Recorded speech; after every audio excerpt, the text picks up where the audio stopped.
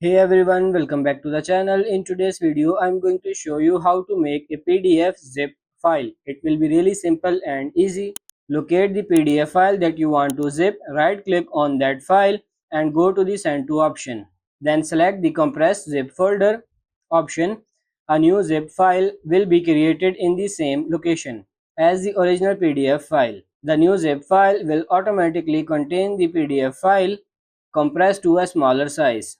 Alternatively, you can use online method as well.